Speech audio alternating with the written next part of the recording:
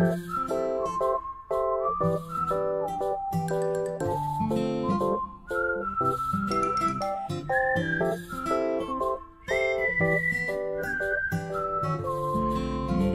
buenos días para todos, feliz lunes, comenzamos la semana con mucha alegría, con mucho regocijo, gracias por estar conmigo a esta hora, bienvenidos a Conectando Puntos, tu programa dedicado a la lectura diaria de la Biblia. Vamos a buen ritmo, estamos prácticamente comenzando el sexto mes del año, ya entrando a la mitad del año, y es una felicidad enorme saber que Dios te ha bendecido a través de su palabra. Mi nombre es Gamaliel Feliciano, Dr. Gama, Senior Pastor de su casa Church aquí en Collegedale, en el campus de nuestra hermosa universidad Southern Adventist University. Bienvenidos, gracias por estar conmigo a esta hora. Hoy vamos a continuar con nuestra lectura, como de costumbre. Estamos en Primera de Samuel, capítulo 7. Primera de Samuel, capítulo 7, y luego de eso pasaremos a Hechos, el libro de Hechos, obviamente Nuevo Testamento. Por allá vamos para el capítulo 22.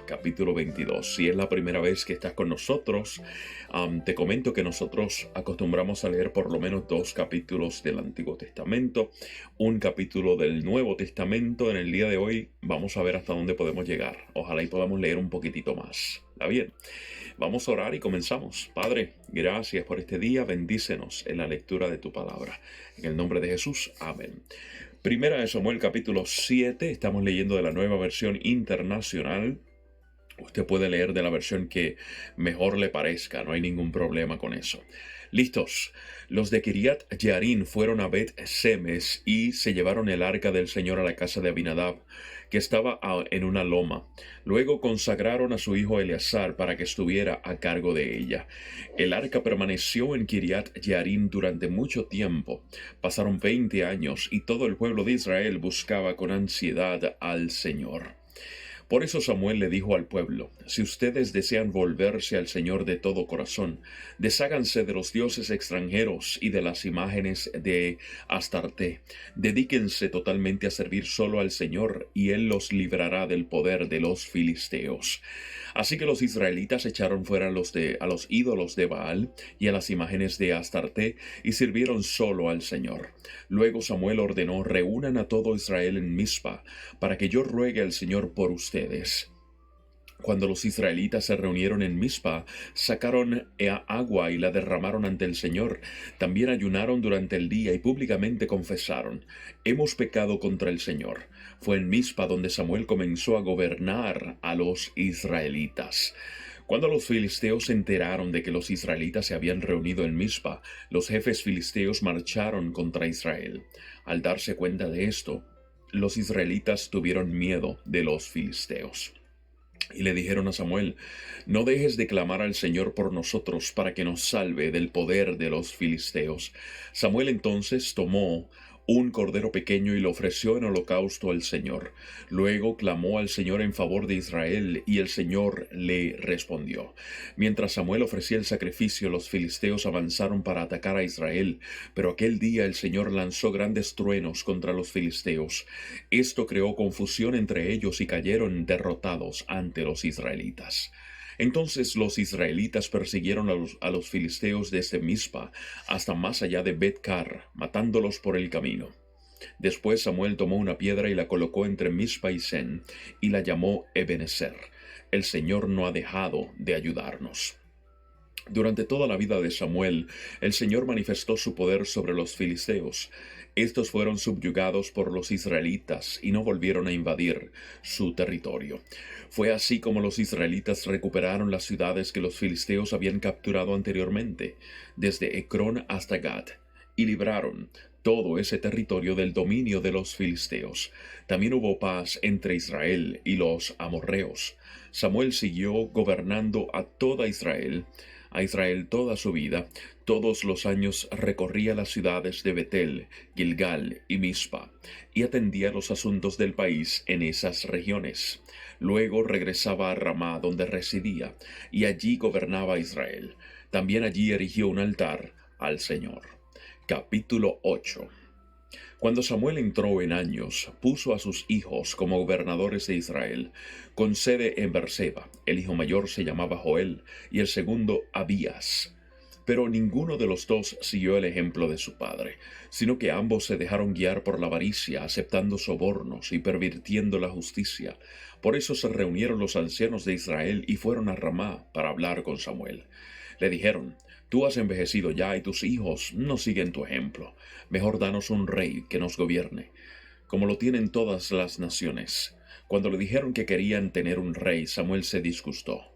Entonces se puso a orar al Señor. Pero el Señor le dijo: Hazle caso al pueblo en todo lo que te diga. En realidad no te han rechazado así a ti, sino a mí, pues no quieren que yo reine sobre ellos. Te están tratando del mismo modo que me han tratado a mí desde el día en que los saqué de Egipto hasta hoy. Me han abandonado para servir a otros dioses. Así que hazles caso, pero adviérteles claramente de cómo el rey va a gobernarlos. Samuel comunicó entonces el mensaje del Señor a la gente que le estaba pidiendo un rey. Les explicó: Así es como el rey va a gobernarlos. Les quitará a sus hijos para que se hagan cargo de los carros militares y de la caballería, y para que le abran paso al carro real. Los hará comandantes y capitanes y los pondrá a labrar y a cosechar, y a fabricar armamentos y pertrechos. También les quitará a sus hijas para emplearlas como perfumistas, cocineras y panaderas. Se apoderará de sus mejores campos, viñedos y olivares, y se los dará a sus ministros. Y a ustedes les exigirá una 10ª parte de sus cosechas y vendimias para entregársela a sus funcionarios y ministros. Además, les quitará a sus criados y criadas, y sus mejores bueyes y asnos, de manera que trabajen para él. Les exigirá una 10ª parte de sus rebaños, y ustedes mismos les servirán como esclavos. Cuando llegue aquel día, clamarán por causa del rey que hayan escogido, pero el Señor no les responderá. El pueblo, sin embargo, no le hizo caso a Samuel, sino que protestó: De ninguna manera queremos un rey que nos gobierne. Así seremos como las otras naciones, con un rey que nos gobierne y que marche al frente de nosotros cuando vayamos a la guerra. Después de oír lo que el pueblo quería, Samuel se lo comunicó al Señor. Hazle caso, respondió el Señor, dales un rey. Entonces Samuel les dijo a los israelitas: regresen a sus pueblos. Muy bien, vamos entonces a Hechos capítulo 22. Capítulo 22, por ahí estamos. Interesante, ¿no? Como el deseo de tener rey no era tanto el problema era que querían ser como las demás naciones. Ese era el problema mayor. Tener rey era secundario, sinceramente. Si Dios hubiera querido que tuvieran rey, hubieran tenido rey. Pero esa no era su intención. La intención de ellos era parecerse a las otras naciones. Hacemos lo mismo tú y yo. Padres y hermanos, escuchen ahora mi defensa. Capítulo 22, 1 en adelante. Al oír que les hablaba en arameo, guardaron más silencio. Pablo continuó: Yo soy judío, nacido en Tarso, de Cilicia, pero criado en esta ciudad, bajo la tutela de Gamaliel.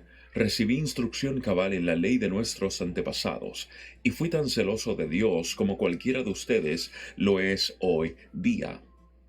Perseguí a muerte a los seguidores de este camino, arrestando y echando en la cárcel a hombres y mujeres por igual. Y así lo pueden atestiguar el sumo sacerdote y todo el consejo de ancianos. Incluso obtuve de parte de ellos cartas de extradición para nuestros hermanos judíos en Damasco, y fui allá con el fin de traer presos a Jerusalén a los que encontrara, para que fueran castigados. Sucedió que a eso del mediodía, cuando me acercaba a Damasco, una intensa luz del cielo relampagueó de repente a mi alrededor. Caí al suelo y oí una voz que me decía: Saulo, Saulo, ¿por qué me persigues? ¿Quién eres, Señor?, pregunté. Yo soy Jesús de Nazaret, a quien tú persigues, me contestó él. Los que me acompañaban vieron la luz, pero no percibieron la voz del que me hablaba. ¿Qué debo hacer, Señor?, le pregunté. Levántate, dijo el Señor, y entra en Damasco. Allí se te dirá todo lo que se ha dispuesto que hagas. Mis compañeros me llevaron de la mano hasta Damasco, porque el resplandor de aquella luz me había dejado ciego. Vino a verme un tal Ananías, hombre devoto que observaba la ley y a quien respetaban mucho los judíos que allí vivían. Se puso a mi lado y me dijo: Hermano Saulo, recibe la vista. Y en aquel mismo instante recobré la vista y pude verlo. Luego dijo: El Dios de nuestros antepasados te ha escogido para que conozcas su voluntad y para que veas al justo y oigas las palabras de su boca. Tú le serás testigo ante toda persona de lo que has visto y oído. Y ahora, ¿qué esperas? Levántate, bautízate y lávate tus pecados invocando su nombre. Cuando volví a Jerusalén mientras oraba en el templo, tuve una visión y vi al Señor que me hablaba: Date prisa, sal inmediatamente de Jerusalén, porque no aceptarán tu testimonio acerca de mí. Señor, le respondí, ellos saben que yo andaba de sinagoga en sinagoga, encarcelando y azotando a los que creen en ti. Y cuando se derramaba la sangre de tu testigo Esteban, ahí estaba yo dando mi aprobación y cuidando la ropa de quienes lo mataban. Pero el Señor me replicó: Vete, yo te enviaré lejos a los gentiles. La multitud estuvo escuchando a Pablo hasta que pronunció esas palabras. Entonces levantaron la voz y gritaron: Bórralo de la tierra, ese tipo no merece vivir. Como seguían gritando y tirando sus mantos y arrojando polvo al aire, el comandante ordenó que metieran a Pablo en el cuartel. Mandó que lo interrogaran a latigazos con el fin de averiguar por qué gritaban así contra él. Cuando lo estaban sujetando con cadenas para azotarlo, Pablo le dijo al centurión que estaba allí: ¿Permite la ley que ustedes azoten a un ciudadano romano antes de ser juzgado? Al oír esto, el centurión fue y avisó al comandante: ¿Qué va a hacer usted? Resulta que ese hombre es ciudadano romano. El comandante se acercó a Pablo y le dijo: Dime, ¿eres ciudadano romano? Sí, lo soy. A mí me costó una fortuna adquirir mi ciudadanía, le dijo el comandante. Pues yo la tengo de nacimiento, replicó Pablo. Los que iban a interrogarlo se retiraron enseguida al darse cuenta de que Pablo era ciudadano romano. El comandante mismo se asustó de haberlo encadenado. Al día siguiente, como el comandante quería saber con certeza de qué acusaban los judíos a Pablo, lo desató y mandó que se reunieran los jefes de los sacerdotes y el consejo en pleno. Luego llevó a Pablo para que compareciera ante ellos. Pablo se quedó mirando fijamente al consejo y dijo: Hermanos, hasta hoy yo he actuado delante de Dios con toda buena conciencia. Ante esto, el sumo sacerdote Ananías ordenó a los que estaban cerca de Pablo que lo golpearan en la boca. Hipócrita, a usted también lo va a golpear Dios, reaccionó Pablo. Fuego, ¿eh? Ahí está sentado para juzgarme según la ley, y usted mismo viola la ley al mandar que me golpeen. Los que estaban junto a Pablo le interpelaron: ¿Cómo te atreves a insultar al sumo sacerdote de Dios?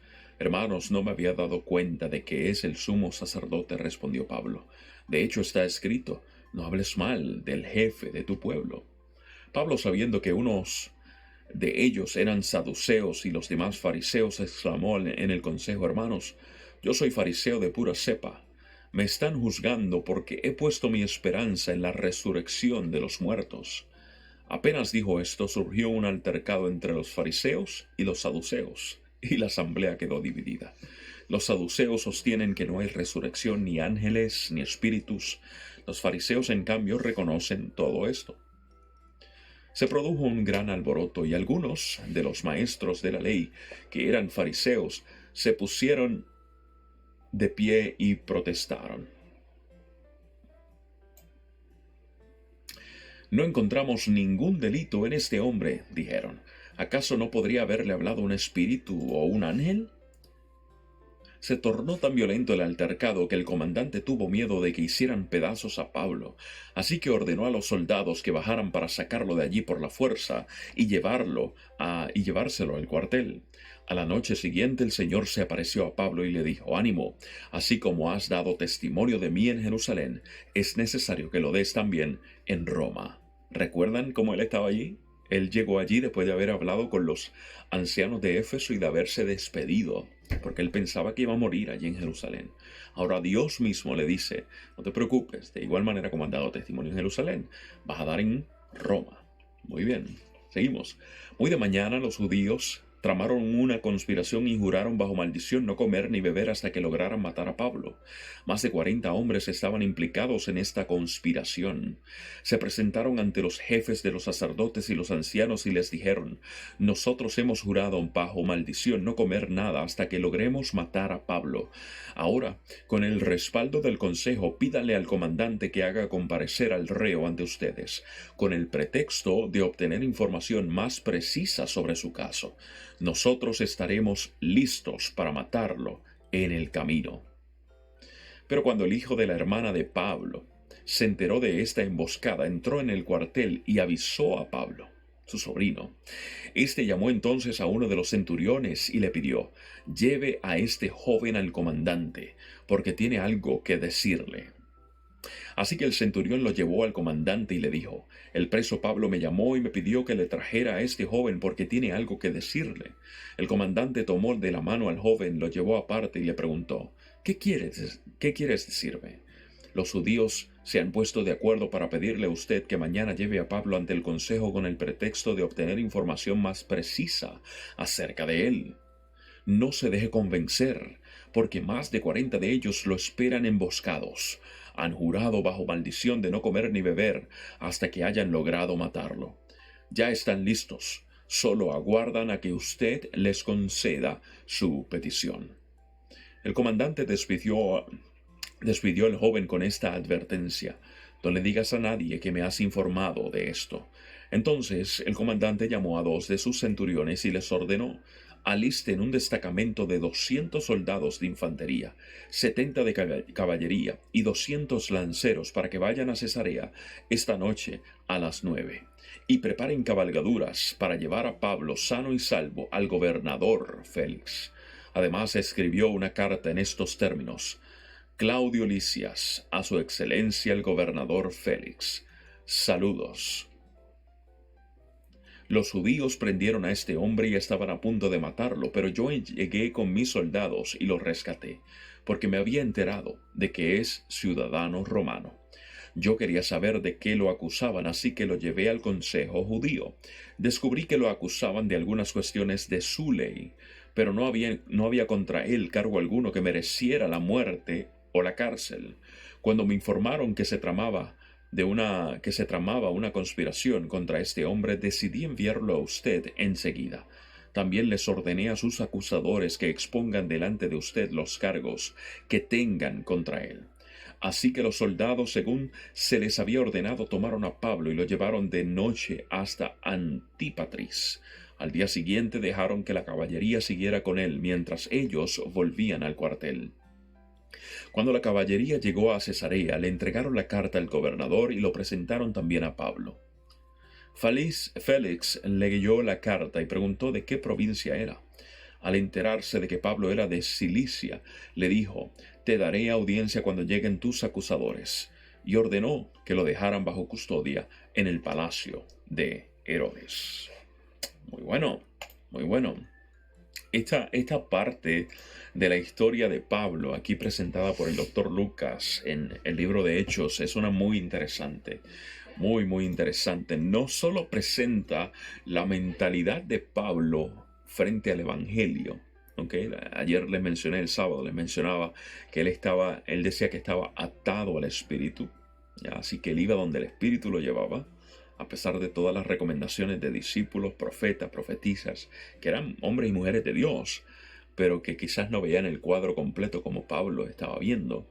Y número 2, Pablo tenía una misión clara. Él mismo dice, capítulo 20, si mal no recuerdo, 21, dice que su misión era predicar el evangelio de la gracia de Jesucristo. Y él no andaba por allí publicando que era ciudadano romano de nacimiento, pero en este momento lo hizo, yo creo que dirigido por Dios, y esto sirvió para que llegara hasta el gobernador, altas esferas y vamos a ver lo que pasa en el 24. Muy interesante lo que pasa en el 24. Hay unos versículos que de seguro tú conoces de memoria, pero eso será mañana a las 6:58 de la mañana. Gracias por haber estado conmigo en estos minutos. Espero que tu día sea uno maravilloso. Recuerda que cuando comenzamos conversando con nuestro Dios, orando y estudiando la palabra, leyendo la palabra, nuestro día va mucho mejor. Así que este sea un día muy bendecido para ti, en tu trabajo, en tu casa, con tu familia, en tus estudios, y que sobre todas las cosas sientas la presencia de Dios contigo. Esto fue Conectando Puntos, donde estamos estudiando, aprendiendo, viviendo los puntos de la revelación de Dios, donde estamos descubriendo la belleza de Dios un día a la vez. Vamos a orar y nos despedimos. Padre, gracias por tu palabra, la cual jamás retorna atrás vacía. Queda con nosotros. En el nombre de Jesús. Amén. Familia, Dios me lo bendiga. Besote. Abrazo cibernético. Entonces será hasta mañana a las 6:58 de la mañana en otra edición más de Conectando Puntos con tu pastor Gama Feliciano. Que la pasen chévere, chévere, chévere, chévere. Bye bye.